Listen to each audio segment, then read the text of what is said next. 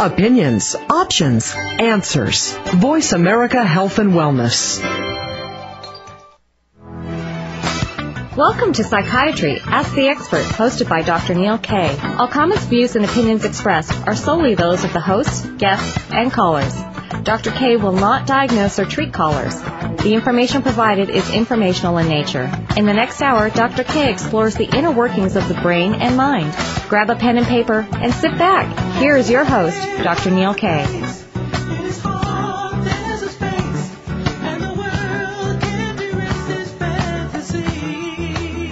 Good evening and welcome to Psychiatry, Ask the Expert. I'm Dr. Neil Kaye, and my co-host Jay and I want to welcome you all to our show tonight. Hi Neil, how are you? We're going to have a great show tonight, another one. Great. Each week on Psychiatry, Ask the Expert, we focus on a specific topic in psychiatry. We talk about the disease or illness itself, common symptoms, the presentation of the illness, and of course treatment options, with a focus on psychopharmacology, meaning the medication treatments. We talk about potential risks and benefits and side effects, how to dose medications, and when and how to best use medications. Tonight we're actually taking a little bit of a diversion. We're honored to have Dr. Jack Dettwyler with us. Jack is a longtime friend, and he's our guest. Dr. Dettwyler is a psychologist, and we're actually going to talk tonight about integrating psychotherapy and pharmacotherapy, so medication and non-medication treatments. Jack, welcome. Hey, Neil. Hey, Jay. How you doing? Thanks for having me. Thanks for coming in, Jack. I want to remind our listeners we'll take calls at any time tonight. The call-in number 866-369-3742 for Psychiatry Ask the Expert with our guest tonight, Dr. Jack Dettwyler. Well, Neil, it's time for our lead off for our show tonight on our radar segment, on my radar segment. What's come across your radar screen in the past week? I've got three things that piqued me this week from what we've been seeing. The first would be a follow-up to last week's show on infanticide and neonaticide. We had the tragic case out in Arkansas of a mother who is accused of smothering her three children to death, and I think it just shows how timely we have been about addressing some of these issues on the program. Our hearts and sympathies, condolences go out to the family and also to the mother herself, who obviously was distressed about her behavior, attempted suicide afterwards, and this will be a case I'm sure that will continue to pop up in the media. Two very interesting brain imaging reports this week. The first is, are MRIs the new form of the polygraph? Of course, the polygraph not acceptable or admissible in court because it doesn't meet a scientific level of certainty, but we keep looking for some way to prove whether or not our people are telling the truth. Here's a new study by a group of researchers claiming that functional magnetic resonance imaging studies show a slight delay when liars are trying to answer questions, and that they think this might be a more accurate way of determining whether or not people are telling the truth. Personally, I don't think it's going to hold up. I don't think it will meet the scientific level of certainty. That, of course, has not stopped two companies who are already selling this service less than 2 weeks, and the first article from research got published, so we can expect lawyers to jump on this. On the other hand, I'm not sure that the American public really wants this. The average American lies about 35 times a day and suggests that most people don't always want to know the truth. And, of course, we have this thing that we talk about as the white lie as good proof of that. That really leads into my next piece. The most fun article for me this week was a new study, again, using MRI of the brain, showing that when facts conflict with our political views, the brain actually shuts off its reasoning centers, its cognitive centers, and turns on its emotional center. This conveniently allows people to disregard new information that would challenge a belief or a conviction. These are actually the same centers in the brain that fire when an addict is getting a fix. So this basically is a biological explanation of why biases are hard to overcome, and that logic will frequently lose out to emotion. Essentially, we want to believe what we believe, and then we look for things to support those current beliefs, and then disregard the facts that don't agree with that. By the way, there was no difference between Republicans and Democrats in this study, and so it has to be a true and unbiased result. Jay, what piqued your interest this week? Just a question on that particular article, Neil. Does that explain why politicians go around shaking hands and kissing babies? They want to make emotional contact with their potential voters? Well, it certainly might suggest that, because I'm not sure that that's a well-reasoned way to try to get voters, but on the other hand, it does seem to work, so maybe they know something about human behavior and what else. Having their picture taken with famous lobbyists or notorious lobbyists. Well, you said that one, not me. What's on your radar? Okay. We need to give our audience some fair disclosure here, because I actually picked an article that falls right in line with your two brain imaging articles, and we select our radar screen articles separate and apart from one another and never really disclose them until we show up right here in your office. And I found an article that I thought was interesting, because you and I have often talked about the possibility of someone putting on the brain scan baseball cap right there in the psychiatry office to help make a diagnosis of what's going on in the brain, and that way perhaps the psychiatrist could better select pharmacotherapy. Well, here's an article from the Saturday Evening Post, which actually last March 2005, but John Port at one of the Mayo Clinics is reporting on a new strategy for diagnosing bipolar disorder. And essentially, he's found in a small study done with about 20-some patients that folks who have bipolar disorder have unique and distinct brain wave patterns. And he proposes that this brain imaging technique could someday be used for that person who shows up in the physician's office with depressive symptoms.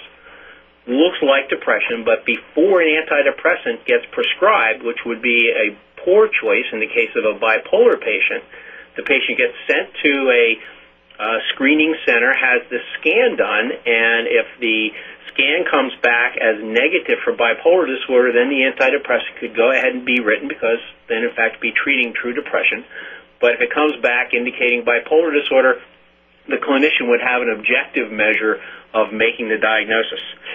Well, we've been looking for objective ways to diagnose things in psychiatry for a long time, and so far we haven't really come up with anything. We had something a while ago called the dexamethasone suppression test, one of the blood tests. We have some spinal tap approaches that actually are pretty good, but most patients don't really want to have a spinal tap, we've discovered. Brain imaging has held out a lot of promise, but has never been sensitive or specific enough to allow this to be done. Port's work is very interesting, and I think it looks promising. I don't think we can run out and start to apply this yet. Insurance companies aren't going to reimburse it at the present time, but we do keep looking for some objective way. The fact is, psychiatry, like most of medicine, actually relies on well-trained clinicians to ask the right questions, to get the right history, and that's our best way of diagnosing things. And we should really use tests as being supportive or confirmatory, whether that's an EKG or a brainwave study or an imaging study or a throat culture. We really need good clinicians first and foremost. What else you got? I have one more article, and this I'm going to take from your professional literature, Neuropsychiatry Reviews, the December 2005 issue. They report on a national survey that sharpens the picture of major depression in United States adults. And this is an interview process conducted back in 2001-2002 with 43,000 people over the age of 18 interviewed. And what the survey showed was that, as we've talked about a couple weeks ago when we talked about mood disorders, about the incidence of mood disorders and the lifetime risk factors, that in a given 12-month time period, the incidence of depression is about 5.28% among United States adults, and the overall lifetime risk of depression is right around 13.25%.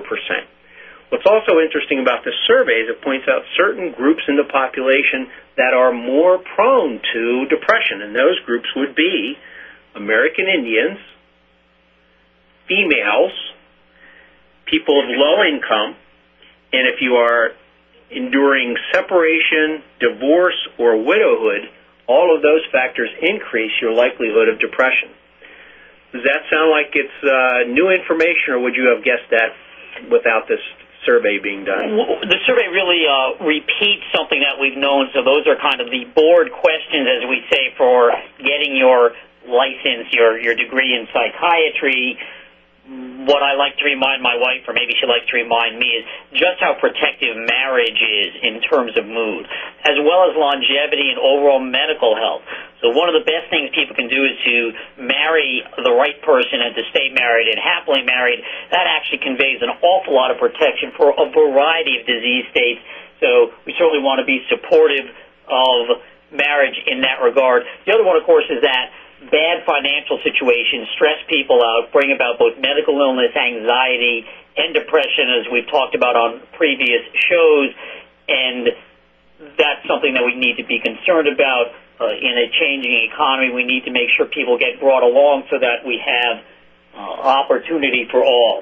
Before we go to the break in a couple of minutes, I at least want to get Jack involved in this, and let me start out with a quick question for you, which is, we're going to be talking about therapy, and I wonder if you could just begin for the audience, Jack, by explaining what is therapy anyway? Well, psychotherapy can be a lot of different things. Most people are familiar with either the Freudian type of analysis, patient laying on the couch type of situation, which really is very rarely practiced outside of major metropolitan areas. And then more of the insight-oriented types of therapies where a person comes into the office and we face each other and talk about problems and seek resolutions. All right. Now, there's more than one kind of therapy and more than one kind of person who does this, right? Yeah, that's correct. Therapists can be licensed psychologists, psychiatrists, social workers, licensed mental health counselors. There's a number of places that a person can engage in therapy under a specific license. All right. Now, one of the things is I'm a psychiatrist and you're a psychologist. Sometimes people get us confused. So to keep it straight, the psychiatrists, they're the medical doctors. They go to medical school, and they are the ones who can prescribe medication. You get a doctoral degree, but you're not on the prescribing side. You approach problems from a more scientific but statistical approach. Is that a fair Well, we like to think that we have what we refer to as evidence-based therapy, that through the scientific approach of understanding what works under what conditions, we will develop a therapeutic intervention and use that based upon the problem that would come into the office. Okay, that sounds great. Let's go to break, and we're going to continue with Dr. Dettwyler. We're going to talk about integrating medication and psychotherapy after the break here with Psychiatry Ask the Expert, and I'm Dr. K.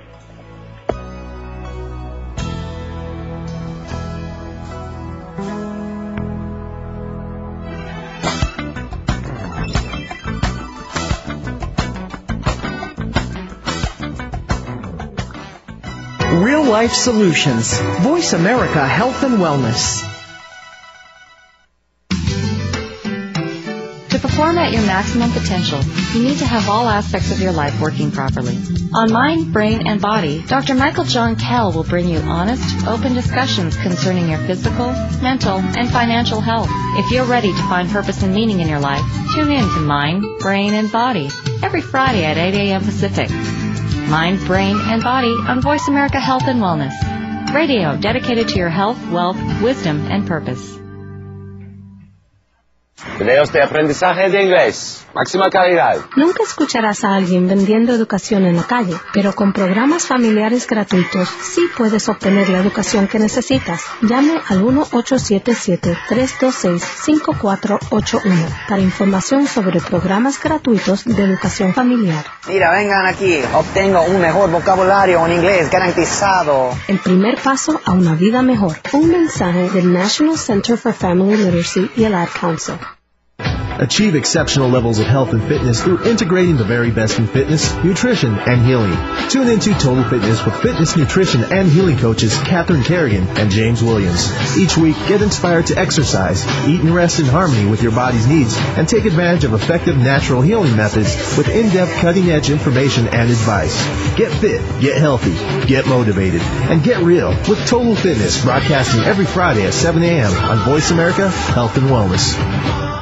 Parents, did you know that high school dropouts make 42% less than graduates? Someone will have to make up that difference, and chances are that will be you. That means paying 42% of their groceries. Ooh, more candy. 42% of their dentist bills. No more candy. Even 42% of their therapy sessions. It's all my dad's fault. Save your money. Encourage your kids to stay in school. For help and advice, call 877-FORAKID. A message from the U.S. Army and the Ad Council. Are you tired of being tired? Are you sick of sitting around while life passes you by? You can get back on track by tuning in to Voice America Health and Wellness every Monday at 12 p.m. Pacific Time for Attracting Abundance, the Energy of Success with Carol Look.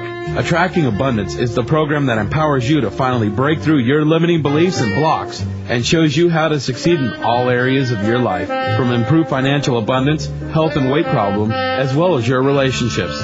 Don't wait another week to be joyful. Listen to Attracting Abundance, the Energy of Success with Carol Look, this Monday at 12 p.m. Pacific Time, right here on Voice America Health and Wellness. A fresh look at today's health. Voice America Health and Wellness. Welcome back to Psychiatry Ask the Expert. If you have a question or comment, dial toll-free at 1-866-369-3742. Now back to the show. Here's Dr. Kaye. Welcome back to Psychiatry Ask the Expert with Dr. Kaye, Jay, and our guest tonight, Dr. Jack Dettwyler. We're talking about integrating psychotherapy and pharmacotherapy medications. And before the break, we're talking about some of the different kinds of therapy. Jack, can you tell us a little bit more about the different kinds of therapy? And, of course, this stuff called cognitive behavioral therapy is all the rage these days. I keep reading articles on it. Sounds impressive. Tell me more about it if you can. It's an interesting area because cognitive behavioral therapy is probably, at this point, the most studied type of therapy or therapeutic approach that we have in the field of professional psychology.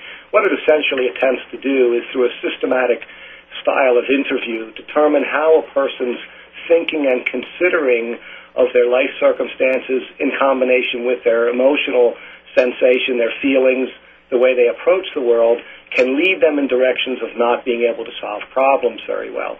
And consequently, it's the job of the therapist to determine how to redirect an individual, to train them in ways of understanding where they might be stepping on their own feet, so to speak, where they might be making mistakes in problem solving, making mistakes in identifying emotions, making mistakes in the way they approach these emotional and intellectual problems so as to better resolve these difficulties and essentially be happier. Now, if I understand it then, cognitive behavioral therapy kind of takes an approach that says people might be misperceiving what they're experiencing or what's going on, and that somehow cognitive behavioral therapy tries to help correct that perception or teach them to see it differently? Well, essentially, a better way to analyze what the affective or intellectual state is taking place. Cognitive behavioral therapy is frequently used, probably most commonly, for what we would call behavioral disorders, problems of panic disorder, problems of depression, areas where we have to better understand what's happening in our emotional arena and at the same time understand how to approach these problems in effective ways. So by better understanding what it is that we're thinking in relationship to how we're feeling, how that leads to changes of behavior, helps us get back on track. Neil and Jack, I'm going to ask a question here, since both of you sort of represent different sides of perhaps the same coin, because Jack, Neil, and I have, for the past few weeks, been discussing pharmacotherapy as it relates to treatment for mental illness, and Neil's advocated that a lot of mental illnesses, if not all of them, are based primarily on dysfunction of certain brain chemicals. It sounds to me as if you're saying that there is a perhaps contributory factor about perceptions and the way a person thinks. So each of you kind of speak together as to how your two sides fit to better the outcome for the patients. Cognitive therapy is frequently used in conjunction with psychiatry, Jay, and so Neil and I will, for instance, work together with an individual. Neil might prescribe medication while I'll approach from a therapeutic side and deal with behavior and affect or feelings that they're experiencing. Both used in conjunction help reduce the acute side of the feelings and the expression of those feelings while we're working with the patient to better understand how to approach the problems along the way. Yeah, Jack and I think would agree that integration is really important. The data right now would say about 1/4 of patients will get medication only, 1/4 will get therapy only, and then about half of people, the majority, actually end up getting both medication and therapy. Now, years ago when I started out as a psychiatrist, the psychiatrists tended to do both the therapy and the medications. And then largely because of managed care, we ended up splitting the medication and the psychotherapy. And a lot of people had concerns about that originally. Personally, I think it's been better that in order for me to stay current on all of the medication and biological things that we keep learning, I need to devote an awful lot of time to extra reading and learning and continuing education.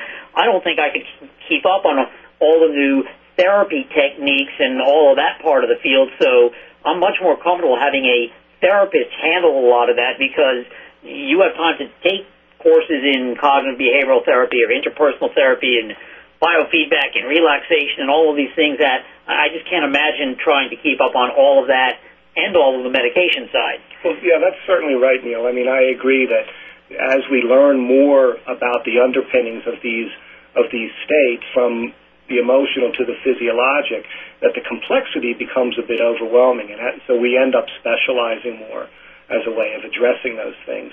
I like the tag team approach. It gives me somebody that I can rely on. It allows the patient to have two people to reach out to in a crisis and get double the expertise. Seems to work a lot better. People get better faster using both types of interventions. And Jay, I'd also like to point out that there is good evidence that some of these well-studied psychotherapy techniques actually do bring about biologic changes. So changes in neurotransmitter levels have been shown in some of the studies of cognitive behavioral therapy.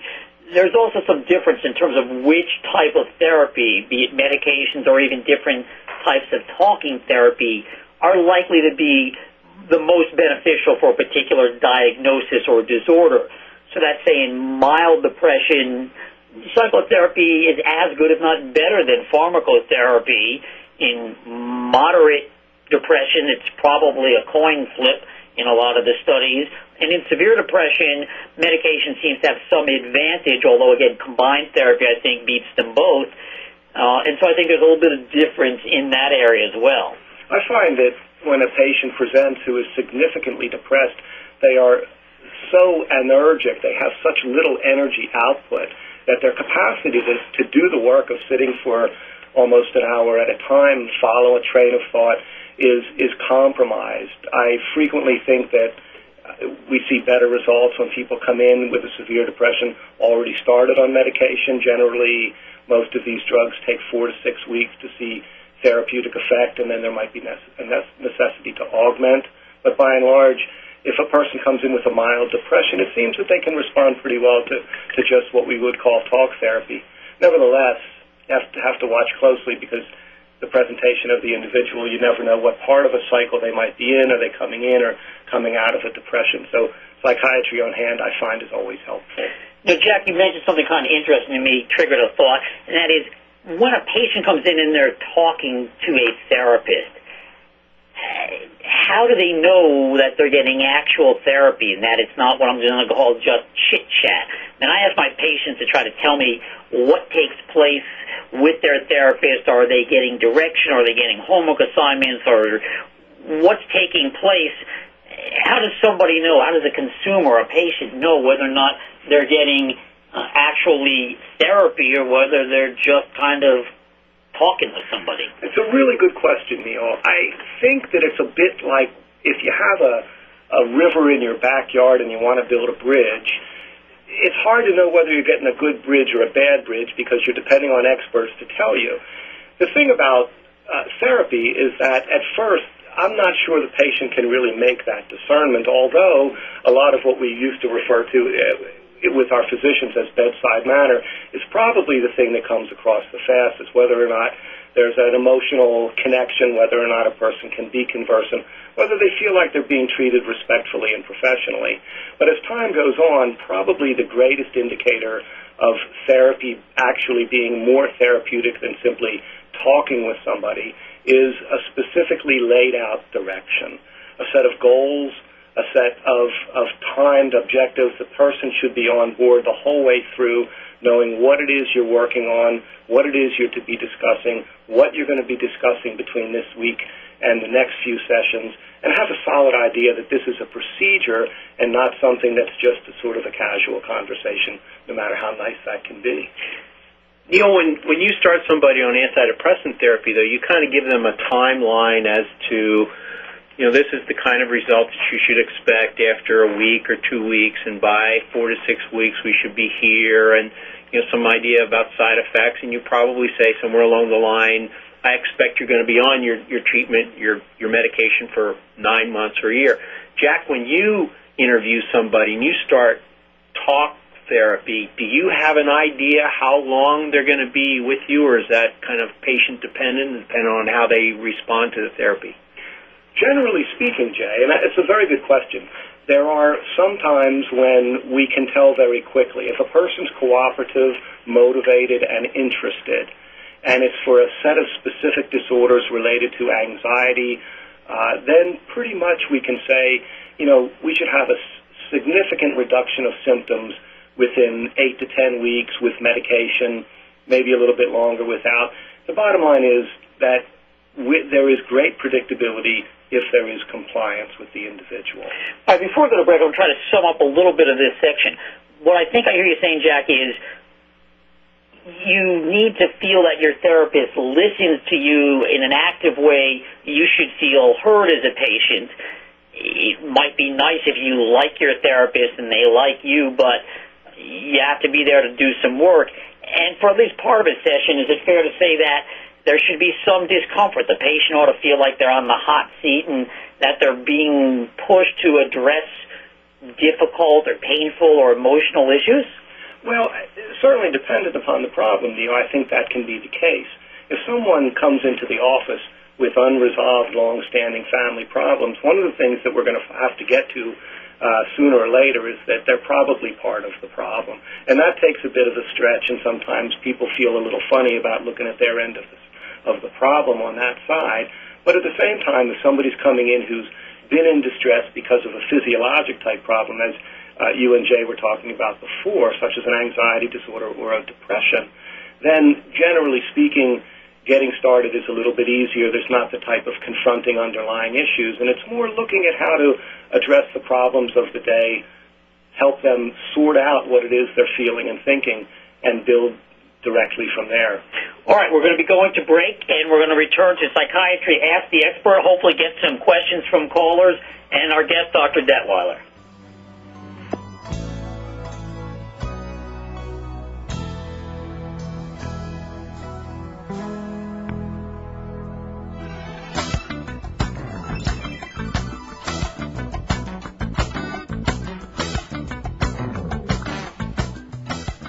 Opinions, options, answers. Voice America Health and Wellness.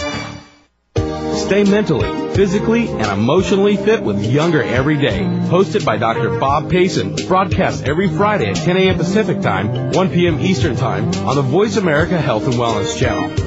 Younger Every Day will offer you alternative solutions for a variety of health issues, all backed by clinical, scientific, and medical data. Dr. Payson and other expert guests will inform and inspire people of all ages to look and feel better. Younger Every Day. Think clear, feel strong, grow younger. With Dr. Bob Payson, right here on Voice America Health and Wellness. Women, do you feel that you're too old to be active, too old to be beautiful, too old to have fun, or too old to be fabulous? Well, if that's what you think, then there's good news for you. You're wrong. Tune in to Voice America every Wednesday at 8 a.m. Pacific Standard Time for Aging Outside the Box. Fabulous Women Over 50 with Shirley Mitchell. Aging Outside the Box is a fabulous, fun program that gives you every reason to feel greater than you ever have. Host Shirley Mitchell and OE Cruiser Small will cover phenomenal topics such as women's issues, health, diet, exercise, nutrition, faith, travel, and many other concerns for women of all ages.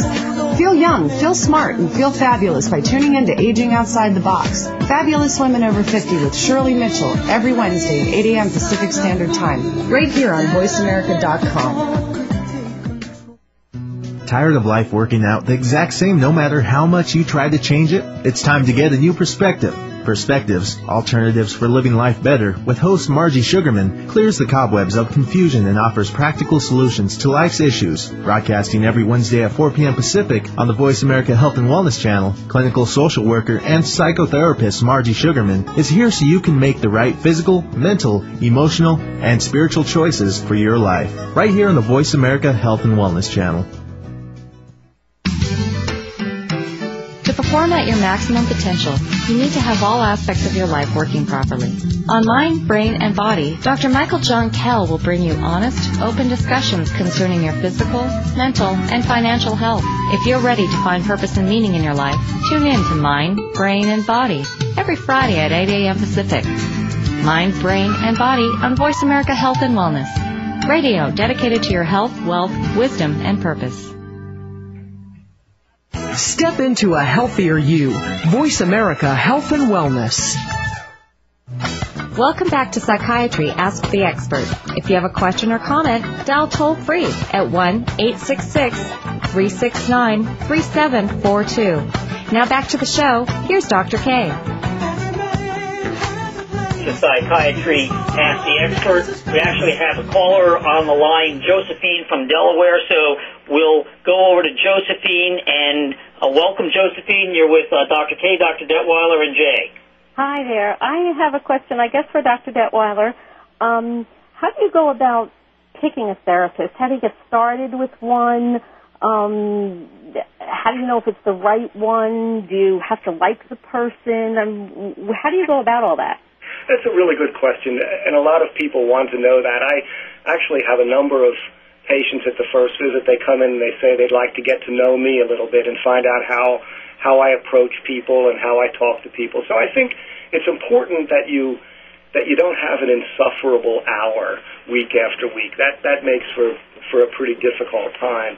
But at the same time, personality, I would think, should not be the entire consideration. Some professionals are more personable than others, but I think if you're treated respectfully and attentively, and the person has an expertise that they can demonstrate clearly related to the specific need that an individual has, then I think you're going in the right direction. Did that cover some of that, or? Yeah, that's great. Thanks a lot. Okay, great. Thanks for calling. We'll follow up on that, Jack. Do you have to like your therapist? I mean, should you be friends with them?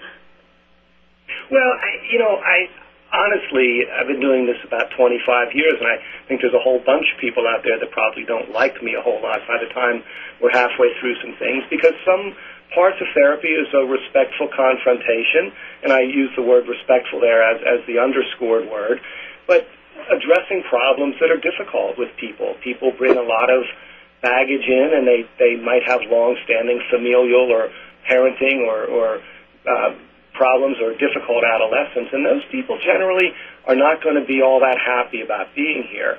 Again, I think that if you approach people respectfully, if you stick to the issues, try not to persuade people too much to do more work than they're willing to do at a time, but push them along almost like a good coach would do, then the individual can acclimate to the therapeutic regime and get some good work done. I like the idea of respect and, again, this active listening process. I often tell people that medication and therapy, I mean, the work that you and I do, sometimes it's like surgery. We're trying to go in and excise and cut out bad thoughts, feelings, emotions, cognitions, and that we're going to try to do that. Another caller, Cam from North Carolina, if we can get her up on the board, that'd be great. Welcome, you're with Dr. Kaye. Are you here? Oh, yes, thank you. A couple of weeks ago, there was a report on the news that women processed medicines differently than men, and that didn't necessarily surprise me. But I was wondering about young people, adolescents and teenagers, whose brains are still developing. Do they process this drug therapy or even talk therapy differently than adults do? Well, I'm going to handle the drug side, and we're going to let Jack handle the talking side. The question is, do adolescents or women handle or process things differently? The answer is generally, yes. Certainly the presence of hormones can change receptors and make them more or less able to bind some of the chemicals that we need to support our mood and our emotions. Also, some women, because they're smaller in size, have different fat-to-muscle ratios than men, will handle these drugs differently. And I think in general we talk about women and children usually being more sensitive and needing lower doses. And that's kind of the rule of thumb. What I like to actually say, though, is that everyone is an individual, and I think it's very important for a doctor and a patient to work together so that the doctor can learn the individual system. I mean, sometimes you find a young patient who's healthy, they have a good active metabolism, and they handle large doses of drugs better than somebody older might. So I think it's important to really see people as individuals, although in general, the younger you are, the less your liver is able to process things because it's not yet fully developed and your brain is still in development. Jack, how does, if you can let Pam know, how does age have an effect on what you would do and what you would say in psychotherapy? Well, certainly age as a factor of responsibility is one of the first things. The rules are different, Pam, for children versus individuals over 18, simply because of bottom-line responsibility and need to inform parents. But what we're really looking at is the developmental level. If you can have a really bright 6-year-old who has language skills that could be equivalent to a high school senior, but their emotional equivalent might still be at the age of 6. So dealing with them has to be careful, easy. You're not going to be using metaphors. You're going to be taking your time and trying to engage in developing sort of a pattern with them to get them comfortable in the office. While with an adolescent, you might have to jump right in and talk about something as therapeutic as sports or cars for a couple days before they're going to want to respond to you in other ways. So keeping, I think, the conversation at a level where their developmental phase is in line is probably the best consideration. You don't want to be too complex, and you certainly don't want to be too simple with kids. Jack, I know sometimes when you and I have worked with families and kids together, we decided that although the parents bring in their child as the identified problem and their behavior, of course, the big issue, that we end up kind of saying, let's have the kid go sit in the waiting room, and really the problem is mom and dad in parenting, and that's where the focus of the work needs to be. Can you talk a little bit about that? Oh, absolutely, Neil. The thing is, frequently the problems are in the family, and the child's identified behavior as problematic is really a symptom of a larger problem, perhaps limits not being as directed or clear or perhaps consistent as we'd like them to be. I will frequently ask the kids to step out after a few minutes and just speak with parents about how to address those things a little more formally or perhaps a little more in a more detailed way to be clear with their child about what's expected and where the responsibility lies. I know sometimes parents bring me a kid and it's sort of like, fix my kid, and the problem is the kid isn't broken and we need to explain that, and simply putting them on Ritalin or whatever isn't going to do the job because that's not really what the problem is. I think you and I see that pretty similarly. And certainly I always declare my prejudice that behavior should be examined first before the more exotic avenues for treatment are considered or put into action, actually. There's an expression in medicine, when looking for horses, don't follow zebra tracks. The idea is we have to keep it pretty simple to get started. And a lot of times when kids act out, it's because their house isn't just real clear about what to expect.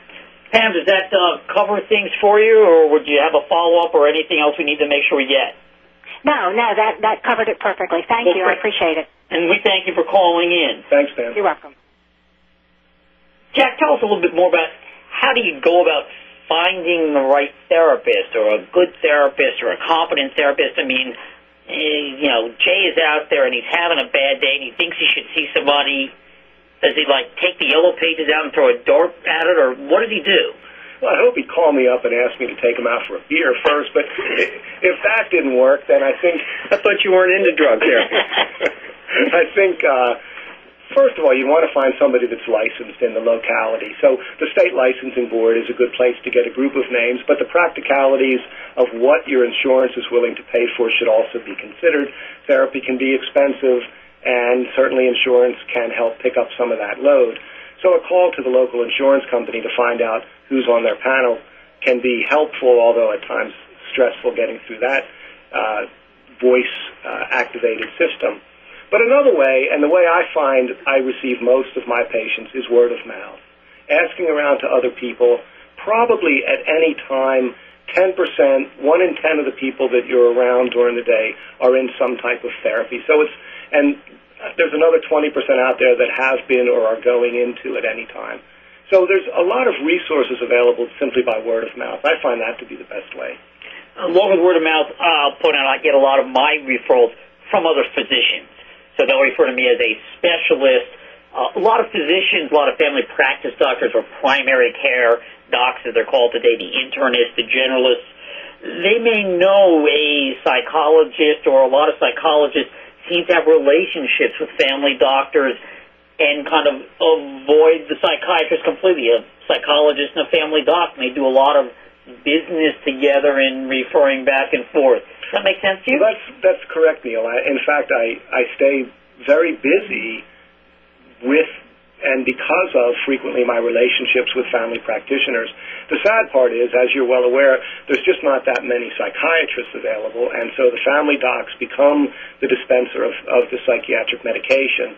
And Jay knows that end pretty well. He's met with these docs, and from there they become familiar with the medications that are available. So I do work closely with a number of family practitioners and do receive frequent referrals from them as a result. Okay, so we've got obviously the yellow pages. Check with your insurance company to see who's on the panel, get a list. Talk to other friends, people who might be in treatment around you, and see if they've been satisfied, if they have ideas or thoughts. And that sometimes can be supportive, because when you learn that you're not the only one with these sorts of problems, that helps you to feel better. Talking to your doctor for referrals, that's another good way. We're going to go to break, and we'll come back with Dr. Dettwyler after the break.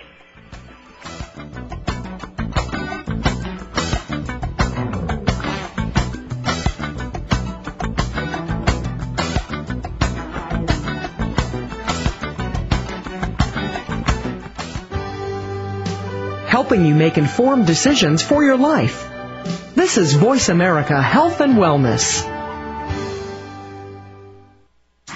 Hey, how you doing? Educational videos, top quality, right here. You'll never hear anyone selling education on the street. But with free family learning programs, you can get the education you need. Call 1-877-FAMLIT1 for information on free learning programs. 1-877-FAMLIT1. Check it out, check it out. Your GED right here, guaranteed, Ma. Come on, check it out. Free family learning programs from the National Center for Family Literacy. Brought to you by the National Center for Family Literacy and the Ad Council. When you combine energy secrets from ancient China and the latest breakthroughs in medicinal science, you get power healing with Dr. Shah. Heard every Friday at 5 p.m. Pacific Time on Voice America Health and Wellness. Each week, Dr. Shah will bring you another step closer to the expanding world of body-space medicine. You will quickly learn and appreciate how power healing is a perfect alternative to hospitals and expensive drugs. Take a step beyond modern medicine every Friday at 5 p.m. Pacific Time with Dr. Shah on Power Healing, right here on Voice America Health and Wellness. Growing Up in America explores the challenges, risks, benefits, and differences this generation of children face each day. Hosted by veteran pediatric emergency physician and father of 4, Dr. Charles Muzica, this show is for parents, teens, and children. It crosses each generation. By exploring the unique aspects of matriculation within this current generation, we hope to find answers and ways of optimizing this experience for today's generation. Growing Up in America with Dr. Charles Muzica broadcasts each Tuesday at 2 p.m. Pacific, 5 p.m. Eastern on the Voice America Health and Wellness channel.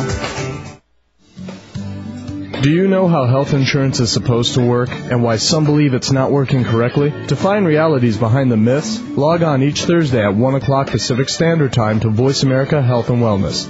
for Inside Health Insurance in America with Sharon Alt. Every show will peel back another layer of how health insurance has, could, and should work in America to benefit employers, employees, insured and uninsured. You will also hear from industry insiders and high-ranking government officials, so join us every Thursday at 1 o'clock Pacific Standard Time for Inside Health Insurance in America, right here on Voice America Health and Wellness.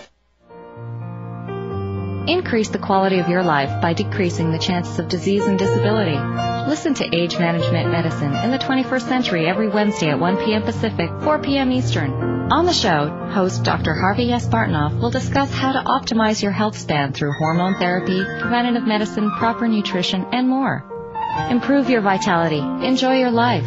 Listen to Age Management Medicine in the 21st Century with Dr. Harvey S. Bartnoff every Wednesday at 1 p.m. Pacific and 4 p.m. Eastern, right here on Voice America Health and Wellness. Opinions, options, answers. Voice America Health and Wellness. Welcome back to Psychiatry Ask the Expert. If you have a question or comment, dial toll-free at 1-866-369-3742. Now back to the show. Here's Dr. Kaye.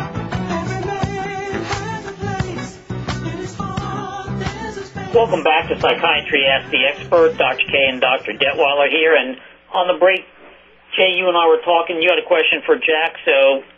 Yeah, I did, because we had left with the topic of the coordination of treatment between a primary care physician and therapist, Jack, and it seemed to me that there are certain degrees or severities of mental problems that would require a psychiatrist be involved. In your experience, does the psychologist make that call, or the primary care physician, or do the two of you talk it over? When and how does that happen? Well, Jay, really good question, because the whole issue of gatekeeper comes up here. When I'm working with a patient who has been referred by a family doctor or a psychiatrist, then I consider myself to be the tertiary specialist, and I will always refer, and all psychologists in these types of situations should refer back to the primary referring doc before going to anybody else. So if I'm working with a family doc and we're coordinating care and I'm giving feedback regarding the efficiency of the medication, then we'll troubleshoot that. If a psychiatrist at that point needs to be called in, then one of us will make the referral, certainly keeping them informed about who's on board with this. Okay, all right. So you do have that kind of ongoing communication. It's not like the patient is seeing the primary care physician and not discussing what's going on in therapy there, and they're not in therapy discussing only therapy with you and not what's happening with the medication. Absolutely. And one of the things that I insist on when I work under those conditions is that the patient give me permission to speak freely with the family doctor. Without that type of open communication, certainly progress can be challenged, if not stopped, because everybody's would be treating from a different approach at that point. Let me go with, we had also mentioned the topic of confidentiality and what are your requirements in terms of confidentiality, because you, Neil, were discussing family therapy sometimes with parents and children. I was wondering if you're treating somebody and their perception of what's going on is maybe not correct and you're trying to work on adjusting that or reprocessing that, how often would you like to talk to someone else in the family or someone else, a relative, to make sure that the information you're getting from your patient is accurate? Well, luckily that need does not arise too often. Part of the development of a therapeutic alliance allows us to hopefully gain some access to the truthfulness by the patient. But there are occasions, particularly in working with adolescents, where I find it necessary to ask that the parents come in. But more specifically to your original question, confidentiality is quite specific. In both adolescents, or I should say children under 18 and adults, confidentiality is guarded 100% with the exclusion of endangerment. If there is a threat to another person or to oneself, then that must be reported so as to interrupt that threat.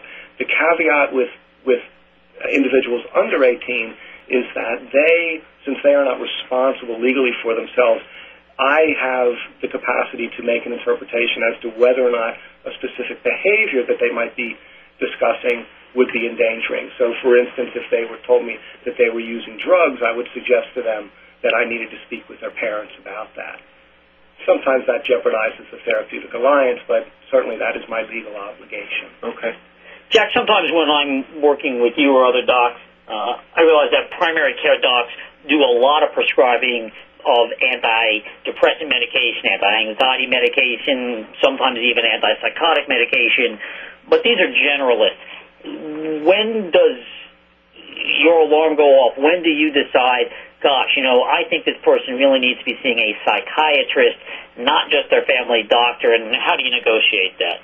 Well, it's a delicate problem, of course, but I'm not wanting to challenge the expertise of a professional not in my area.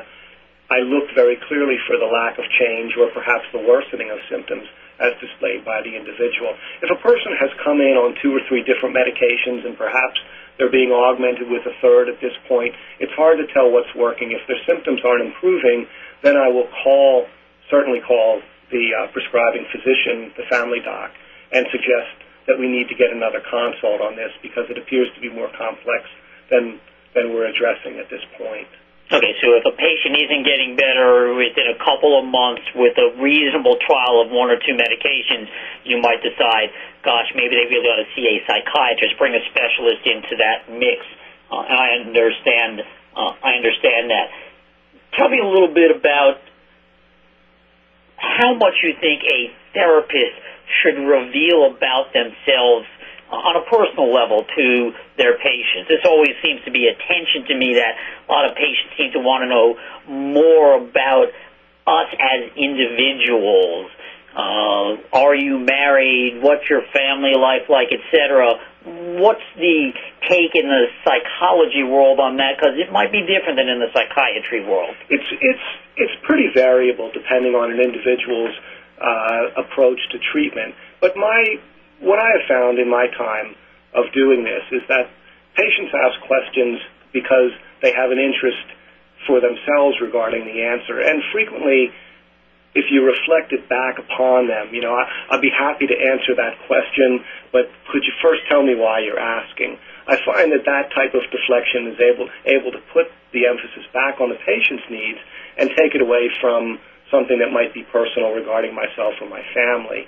If there is something specific that is therapy-related, for instance, if a person has some depression because they suffered a stroke and they can't play golf anymore and they ask me about whether or not I'm involved in any athletics or exercise, I might share a little bit of that simply as a way of maintaining a conversation and looking for ways of motivating the patient to continue. But by and large, we try not to share too much because, again, the emphasis needs to be pretty clearly and completely on the patient in the room. Let me shift gears. So you're a psychologist, a Ph.D. Do credentials matter in the world of therapy? There's a study I remember in the Consumer Reports that seemed to suggest that credentials didn't matter as long as you liked the person, they spent a lot of time with you, you got better. Every type of therapy. Can you get a dog to do that? Or a bartender, a hairdresser? I mean, tell us about it. A third get better, a third stay the same, and a third get worse was that statistic. Because I remember reading that and thinking, I wonder if what they say about cars is any more accurate. But the problem is that credentials certainly do matter, but so does experience. There's a lot of very good psychotherapists who are not PhDs, people that have years of experience and at the same time have developed good therapeutic skills. I think looking at credentials would be the beginning of understanding competence, but certainly not the end. Although it's a good fundamental to look for. Jack, before we leave tonight, let me ask you something I asked you earlier before the show actually started, but I think it's indicative of the impact that therapy can have. I asked you, as a therapist, when you're treating a patient, do you know what the outcome of their therapy is going to be? In other words, do you know how the patient is going to kind of reform or reassemble once the therapy is done? Would you give the audience the answer to that question? It reminds me of a conversation I had with a colleague who's an orthopedic surgeon, and knowing what the reassembled psyche is going to look like is very similar to a reduced fracture. You get a sense over time as to how people are going to respond, and the developing and emerging personality as a whole is a fairly predictable thing, and it's a wonderful thing to see when it happens. Thanks, Jack. Thank you. As we're getting towards the end of the hour, let me try to just make a few points and try to tie some things together. It seems that Jack and I are going to agree that medication and therapy together, a combined integrated approach, probably is going to bring about the best results overall. So we're going to want to combine medicine and the right kind of therapy. We want to recommend you find the best therapists and doctors you can. Use referral sources, check around, give a therapist a chance, but after a few visits, if it doesn't fit right, I think you need to question it. Want you to reassess your therapy. Maybe agree every 5 or 10 visits you're going to see, are you on track making the goals that you've been hoping to get. Referrals online, some of the organizations we'd like you to look at, the ADAA.org website, healthyminds.org, socialphobia.org, NMHA.org, NAMI.org, and NIMH.org. Next week, we're going to have Dr. Glenn Treesman, the chairman of the Department of Psychiatry at Johns Hopkins University College of Medicine in Baltimore, as our guest. We're going to be talking about bipolar disorder and attention deficit disorder, how to tell those two diagnoses apart. A lot of symptoms from one occur in the other, but it's really important to be able to do that. We want to thank you for listening and participating. We want to thank Jack for being our guest tonight. Thanks a lot for having me. I really enjoyed it, guys. Right. So for Psychiatry Ask the Expert, you've got Dr. Kaye and Jay, and our guest, Jack Dettwyler. I want to thank you all. Have a good week, a safe, happy, and healthy one.